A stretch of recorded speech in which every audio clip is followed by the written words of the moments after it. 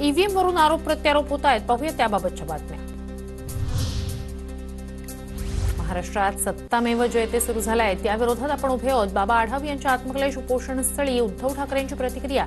तर ठाकरेंच्या उपस्थितीत ज्येष्ठ कामगार नेते डॉक्टर बाबा आढाव यांनी उपोषण पाणी घेत सोडलं.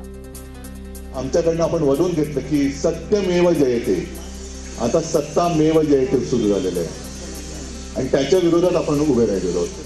बनवा पेटवायला एक ठिणगी फक्त कारणीभूत असते, ती ठिणगी आज पडलेली आहे. ईव्हीएम हॅक होऊ शकतं हे प्राथमिक दृष्ट्या दिसतंय. एवढं बहुमत असूनही सरकार स्थापन होत नाही, शरद पवारांचं वक्तव्य. बहुमत असताना या राज्यात सरकार बनत नाही.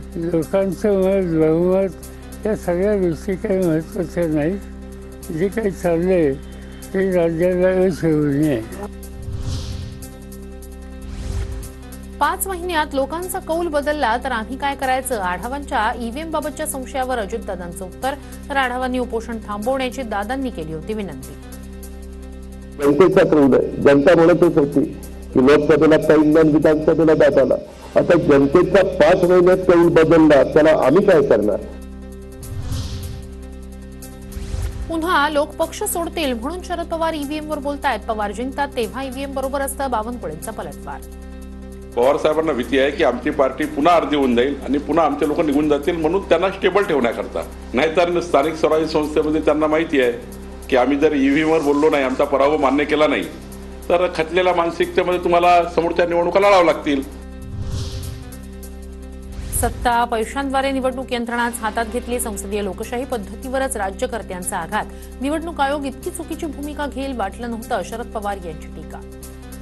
काही लोकांनी प्रेझेंटेशन आम्हाला केले की हे या पद्धतीने करणं शक्य आहे, ते केलं नाही. इतकं स्पष्ट बहुमत असताना या राज्यात सरकार बनत नाही आणि आजच वाचलं की आता 5 तारखेला काय होण्याची शक्यता. ईव्हीएम हॅक करता येतं. मी इंजिनियर असल्यानं मला माहिती. ईव्हीएम बाबत महादेव जानकर यांचं मोठं वक्तव्य. ईव्हीएममध्ये घोटाळा झाल्यानं महायुतीच्या जागा आल्या, जानकरांचा आरोप. ईव्हीएम हॅक करता येतं. I am also the engineer, I know that. EVM hack करता येतं, सर्व हॅक करता येतं. प्लेन हॅक करता येतं, फ्लॅग हँकर हॅक करता येतं, हे करता येत नाही का? ईव्हीएममध्ये मतदारांना दिलेल्या मताचा पुरावा काय? तर माझं मत संबंधित व्यक्तीलाच मिळाल्याचा देखील पुरावा काय? बाबा आढाव यांच्याकडून प्रश्न उपस्थित. या सगळ्या प्रकारचा छडा लागला गेला पाहिजे की हे मतदान जे झालं, जसं मतपेटी झालं, जे झालेल्या मतदानाची झाले त्याचा छडा लागला गेला पाहिजे असं वाटतं.